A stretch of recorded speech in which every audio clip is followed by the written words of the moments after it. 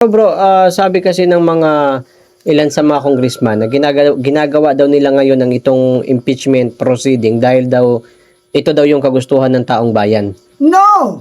A big no! Hindi yan kagustuhan ng bayan. Dahil kami na mismo ay laman ng kalsada.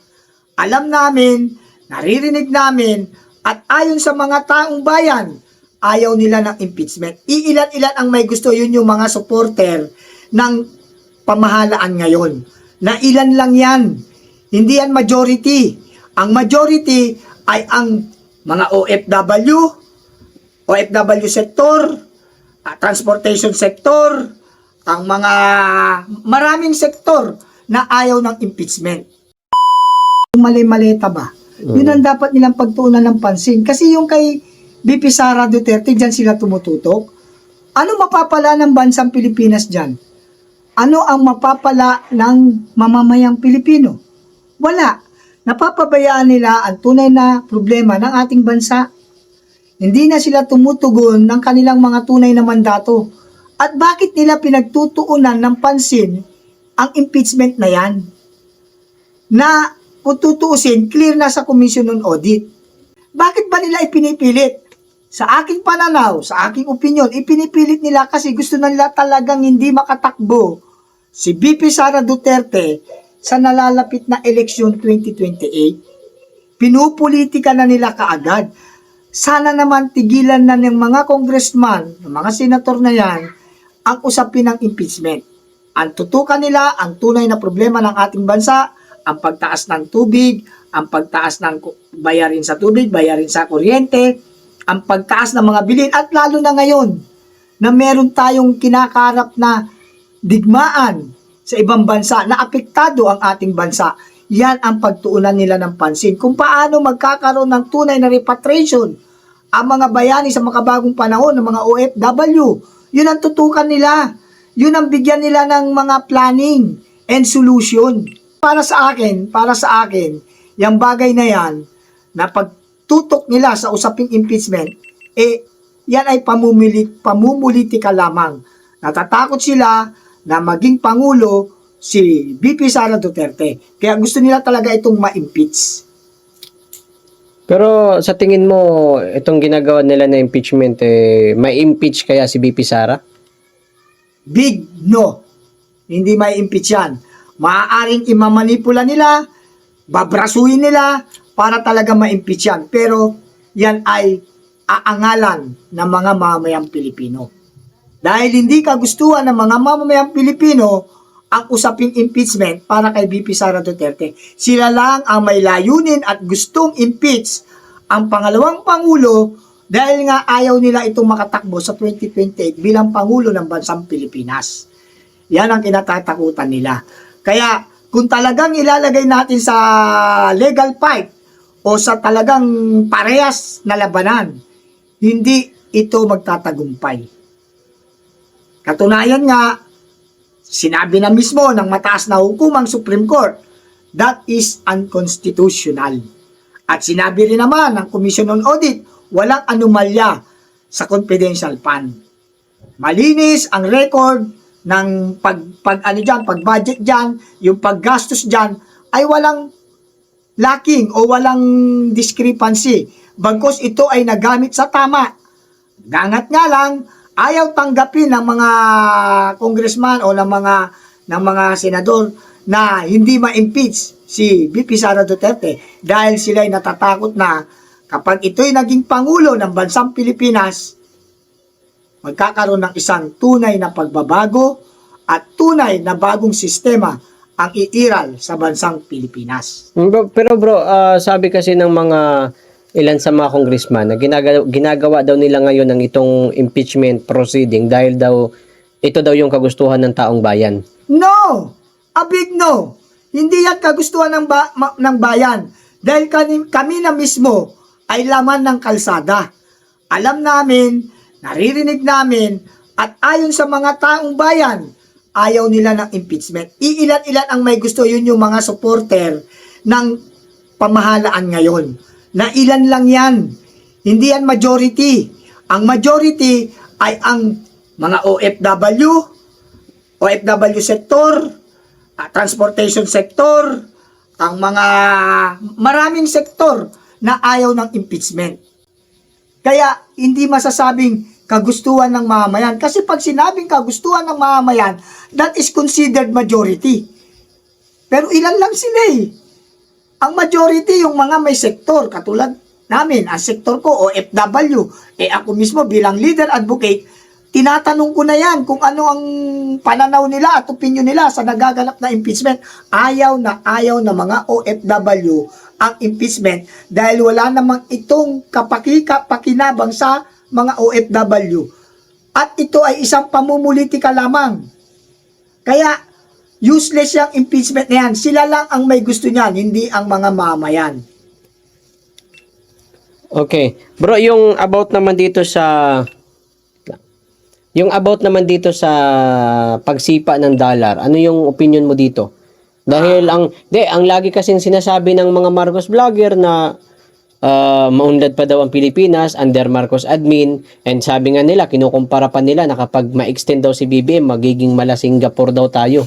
Ano yung opinion mo? Dahil tumaas na naman ang dollar, pumalo na nga ng 60 nung nag-usap tayo huli, 58 pa lang, ngayon 60 na. Ano opinion mo dyan? Ang opinion ko dyan, dahil nga wala silang advanced solution, dahil dapat nakahanda ang gobyerno nakahanda ang pamahalaan tungkol sa bagay na pagtaas ng dolyar.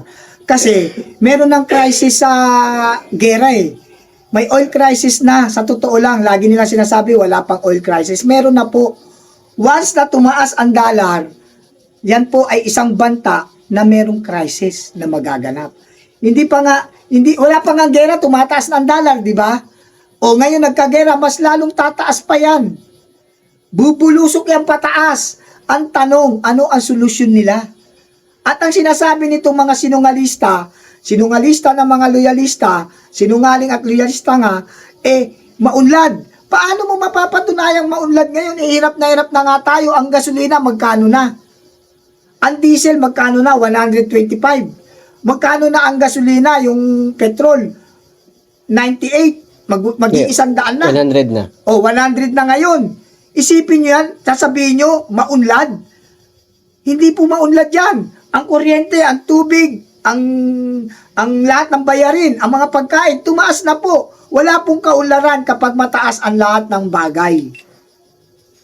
Tuloy lang, sir. Kaya, para sa akin, yung sinasabi ng mga Marcos loyalista nga at loyalista na sinungaling, wala pong kaunlaran. Kung kayo po nasasabi nyong maunlad, dahil nga po, kung kayo nga, ginto-ginto nyo, ang dami, ang kapal Pati mga daliri nyo, 5 daliri, may ginto Siguro nga kayo maunlad, pero kami, wala kaming tinatanggap na maleta. Wala kaming bayad.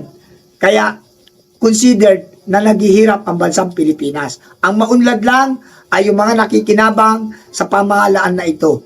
Pero, ang majority ay hindi nakikinabang dyan. Yes, pero sabi ni Attorney Claire, wala pa daw tayong oil crisis ngayon. Paano masasabing walang oil crisis? Tumaas na nga, 120 nga ang diesel. Pag tumaas ang presyo ng mga petroleum o ng gas ng mga langis, ibig sabihin yan ay may crisis na. Kasi dapat naka-standard yan, naka-fixed price yan. Bakit lumulundag-lundag na? Ibig sabihin, meron na tayong kinakaharap na oil crisis. At nakakabahala ito dahil ang gera ay patuloy, ang Iran at ang US ay patuloy sa pagdigmaan. Kaya patuloy din ang crisis, patuloy din tayong apektado. Dahil ang binabayad natin sa ating mga import ay dolyar. Kaya once na mataas ang dolyar, babayaran mo ang produkto ng ibang bansa in the money of dollar. So, pag mataas ang dolyar, mataas din ang babayaran mo. Kaya walang kaunlaran doon. Sinungalis, tanga lamang sila. Okay. So, bro, sa pagdating naman sa nakikita mo sa pagtugon ni BBM sa mga problema ng bansa natin, ano yun sa tingin mo ang pagkakaiba sa pagtugon naman ni dating Pangulong Rodrigo Duterte? Actually, ang laki ng pagkakaiba dahil... Ang laki ng pagkakaiba ng...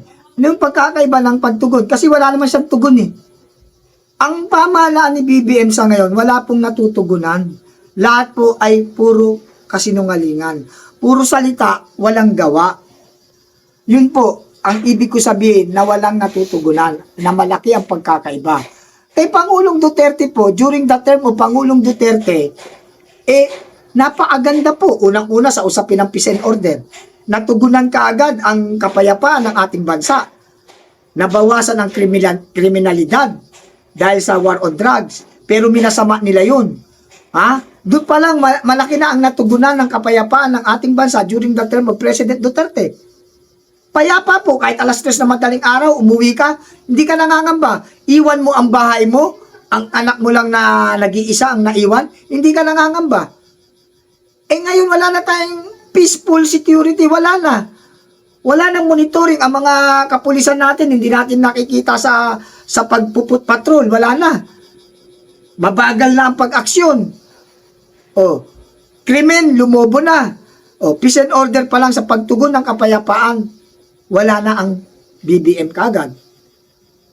Sa repatriation ng mga OFW, bilang OFW advocates ako, leader, nung araw, talagang nagpapadala ng eroplano. Ngayon, ano sabi? Walang eroplanong lumilipad.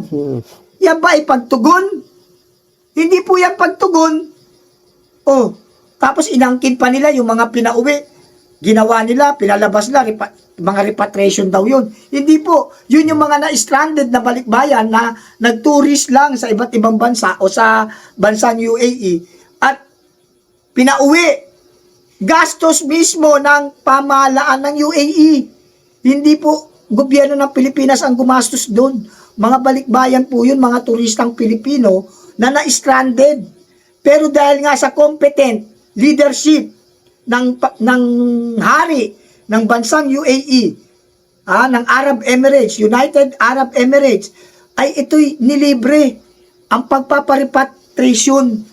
Hindi repatriation tawag doon, sa pagpapauwi, kasi hindi naman sila repatriated Sila'y talagang pinauwi, ginastosan ng gobyernong United Arab Emirates dahil yun po ay mga turista, bisita sa bansang UAE. Kaya binigyan ng pribileyo ng hari ng bansang UAE para mapabalik sa Pilipinas at hindi madamay sa kaguluhan ng gera. Yun po ang katotohanan. Okay.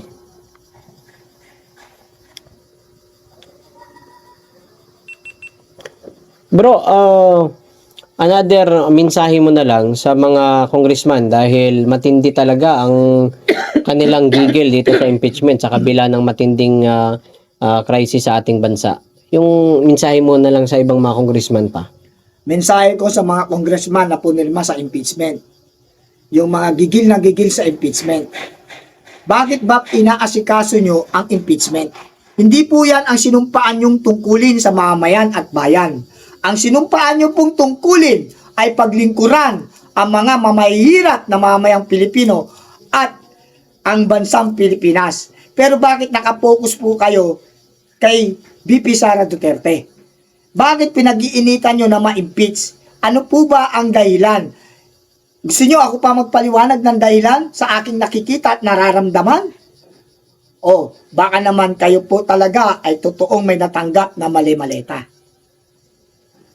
Kaya gusto nyo ma-impeach dahil pag na-impeach yan, sino pa maghahabol sa inyo? Sino pa ang magiging pangulo namin sa darating na 2028?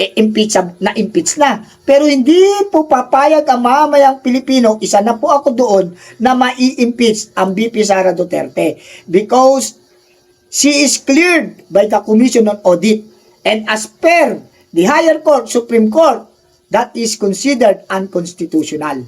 Kaya hindi po ako papayag na ma-impeach ang pangalawang Pangulo na wala namang dahilan kundi politika. Pinupolitika nyo at natatakot kayo dahil kayo ay involved sa mali-maletang nakawan. Yun po ang katotohanan. Okay. Sir, ini-opinion na lang sa yung paglabas ng 18 Marines. Ano yung hanggang ngayon, ano yung opinion mo doon? Yun nga pinagtataka ko. Hanggang ngayon, bakit hindi sila pinatatawag ni Senator Lacson? Na Yes. supposed to be, dapat ipatawag yan Under oath. under oath yung kanilang mga statement na pagtistigo o paglabas nila o paglantad nila, dapat yan ay under oath para ma-justify natin kung sila ba talaga ay nagsasabi ng totoo at pawang katotohanan lamang. Pero bakit baligtad? Di ba dati, kailangan natin, naghahanap pa tayo ng witness. Sino ba witness? Kahit mag-bribe ka pa, magbigay ka pa ng pera, may lumabas lang na witness. Naghahabol tayo ng witness. Eh ngayon, andyan ang witness, kusang loob, walang bayad. Bakit tinatanggihan? Bakit ayaw niyong paharapin? At baligtad, sila pa ang iniimbestigahan ng NBI. Ano yun? Ang testigo ang iniimbestigahan o yung dapat na tinitistiguan sa isang kasalanan na ginawa? Ito po ay hindi usapin ng individual na tao. Usapin po ito ng buong bansang Pilipinas at ng mga mahihirap na mamayang Pilipino na ninanakawan nyo ng mali-maletang pera. Na mayaman sana ang bansang Pilipinas kung kayong mga politician na dapat gumanap sa inyong mandato, paunlarin ang bansang Pilipinas, kinukupit nyo ang pera na para sa bayan at mamamayan. Yun po ang katotohanan yan. Okay.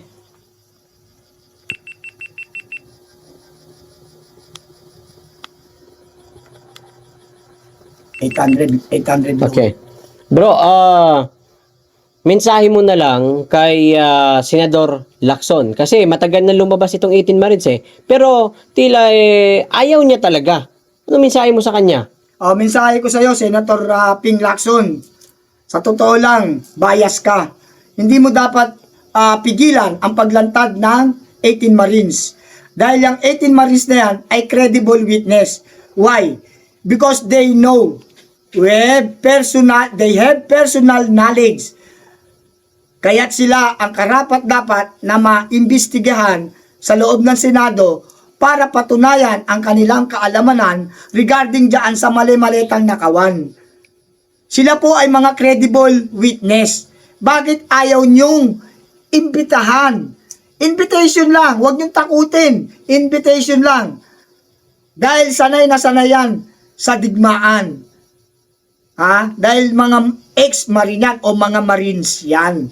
Kaya dapat, bigyan nyo ng pagkakataon na ipahayag nila under oath ang kanilang mga nalalaman. Dahil sayang po na meron tayong credible witness na hindi nyo pinibigyan ng pagkakataong mapakinggan ang kanilang panig para naman matapos na to at maipakulong na kung sino man ang tunay na mastermind at ang mga involved dito sa mali-maletang pera. Pag malasakitan mo, Senator Ping Lacson, hindi ang presidente lang. Pag malasakitan mo ang bayan, Pilipinas at ang mamayan na Pilipino na tunay na ninanakawan ng mga politikong ganid at sakim sa kayamanan. Okay, bro, dugtong ko lang. Isa din kasi sa nabanggit doon ng 18 ex-Marines ay si Senador Tito Soto. Sa palagay mo, bakit kaya hanggang ngayon hindi din pinupursyo ni Tito Soto na ipatawag yung ex-Marine, which is isa din sa mga nabanggit? Bakit mo nga naman ipapatawag yun? Ikaw na nga mismo nabanggit. Di siyempre itatago niya yun. Hanggat maaari, connivance na nga yan malamang yan, may kinalaman silang lahat dyan. Kaya ayaw nila talagang entertainin yung paglitaw ng 18 Marines dahil nangangamba nga sila na lalabas ang katotohanan. Dahil the truth shall set us free. Kaya si Soto mismo na nabanggit ng 18 Marines, mismong siya natatakot ngayon. Sino ba magkasama sa investigasyon? Lacson and Soto. O di siyempre nag-uusap din yan. Hindi huwag na natin iimbitahan yan. Dahil pag inimbitahan natin yan, the truth shall set us free. Ito lang masasabi ko sa inyo. Kung hindi nyo rin naman pala kayang ilitaw ang 18 Marines to sworn their statement, huwag na kayong mag-imbestiga. That is wasting of time. Wasting of money, wasting of time. Why wasting of money? Kada hearing nyo po, meron po kayong mga allowance. Kada hearing nyo po, meron kayong kinakain. Kada hearing nyo po, may mga tubig kayo sa inyong harapan. Kada hearing nyo po, gumagamit po kayo ng kuryente at aircon. Kaya may gastos po ang kada hearing. Ngayon, kung moro-moro o kung yung investigasyon nyo ay isang investigahan kunyarian lang, wag na po kayo mag-imbestiga dahil hindi po mga bobo ang mga mamayang Pilipino. alam na alam at matalino na po ang mga mamayang Pilipino na yung ginagawa ninyo ay puro diversionary tactics, puro baliktad nga eh. Ang iniimbestigahan nyo yung mga witness, samantalang yung mga sinasabi ng witness na involved sa nakawan o sa maleta na yan, ay nananatiling malaya at walang pangamba. Dahil kayo mismo ay pinagtatakpan nyo kung sino man ang pinagtatakpan nyo dyan. Kaya, yung investigation na yan, that is waste of money and waste of time. Yung mga oras ninyo na sinasayang dyan sa impeachment at sa investigasyon na yan, gawin nyo na lang ang mga mandato nyo. Paunlarin nyo ang bansang Pilipinas. Okay.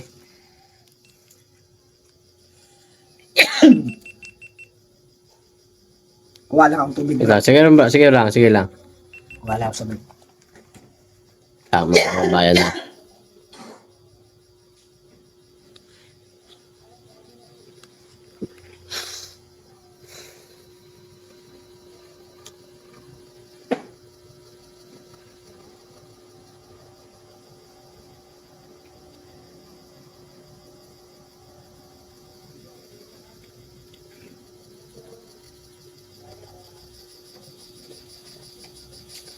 Bro, yung $800 million Okay. na loan sa World Bank.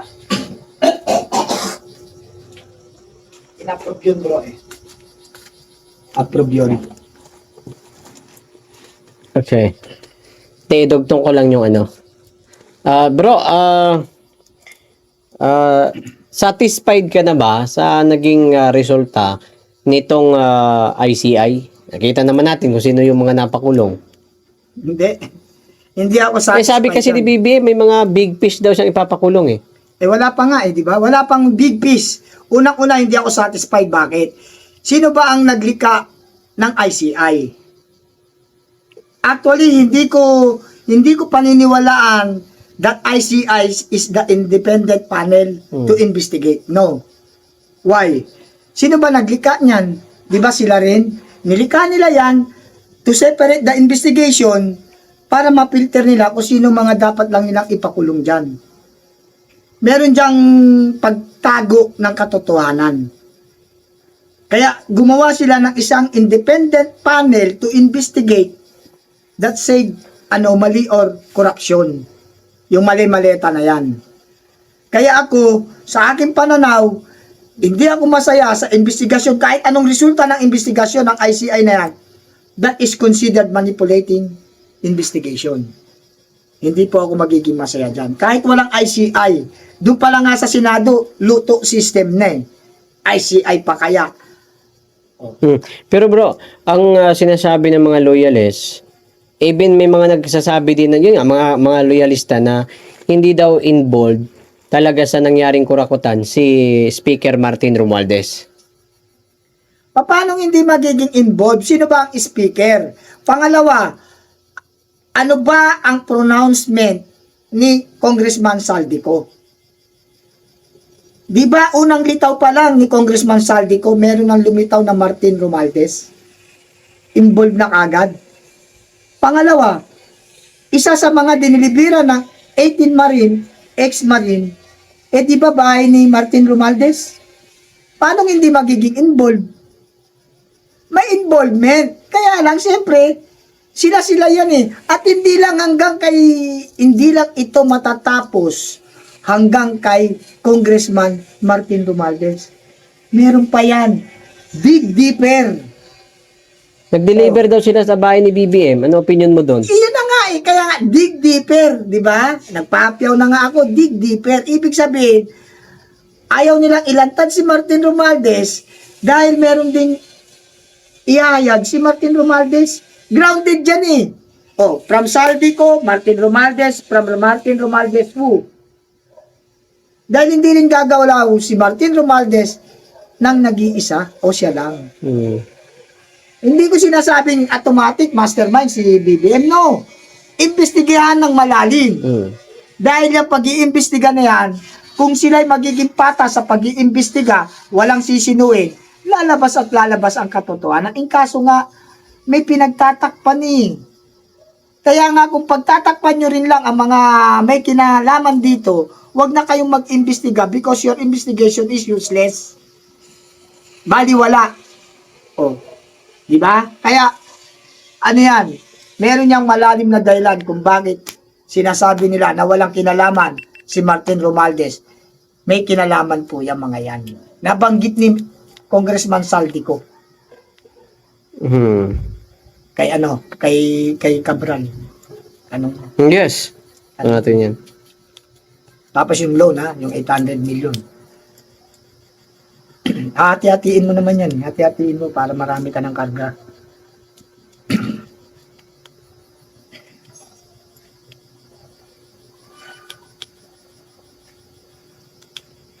Tatay Digong na sana ay ibalik na siya sa Pilipinas dahil wala naman siyang kasalanan, wala naman jurisdiction ang International Criminal Court. At para mag-isa sa inyo, sa paggunita nitong March 11 na ito yung pizza na kinuha sa atin ng ating presidente, mahal na presidente. Mga kababayan, ang ating ang grupo na nire-represent, number 1, ang hakbang ng maisog, ng Lanao, ng Maranao, ng Lanao del Norte. Sa Lanao del Norte, gumawa po kami ng manifesto. Na ang lahat ng dinaya ng mga politicians sa Lanao del Norte na dinaya ng blood of money. Galing sa money, bloods. Gumawa kami ng manifesto. Ito ngayon na sa akin at ibibigay ko sa kinaukulan dito. Ito ay pinirmahan ng lahat ng mga socio-political leaders ng Lanao del Norte. Ito yung ipinunta namin dito at nagsasabi sa inyo na ang Lanao del Norte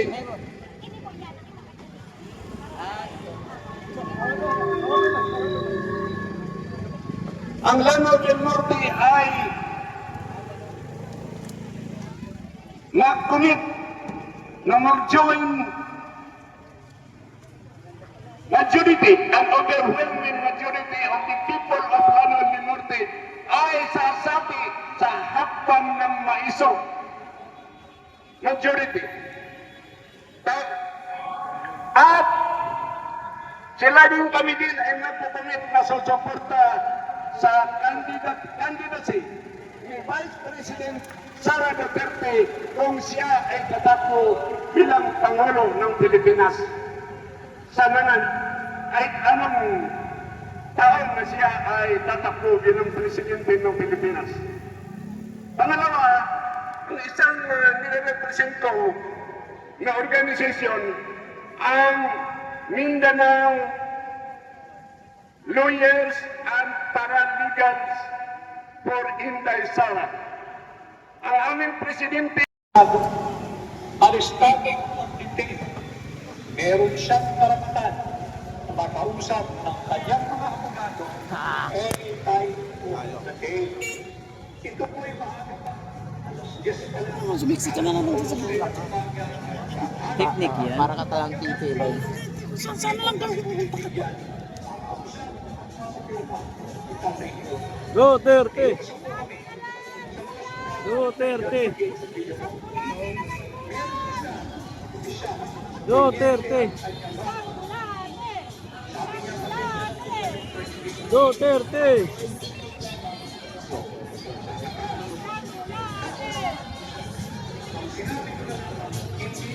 Ano ba yung parang Marag luso ba?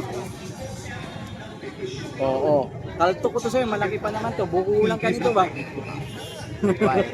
Oh, wala ata. Oo. Paluso ba iba? Aluin ka lang ito, basta kayo. Diba, sir?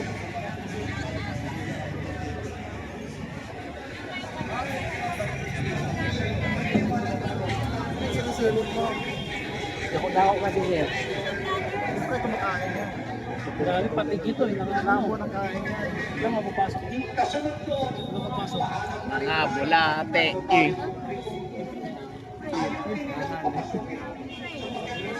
Kala ko nalupuyo kayo ng mo yung tabi nila.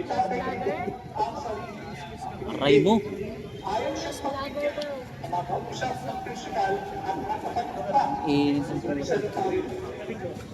Dapat lang talaga sa likod lang natin kasi yung progress kasi pag nasa harap to, itataas pa talaga ng todo. Magre-reklamo pa yan, sir.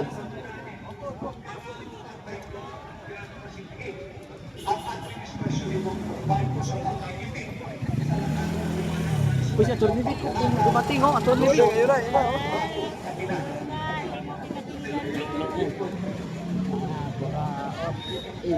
Mga kurakot, kulong na yan. Duterte!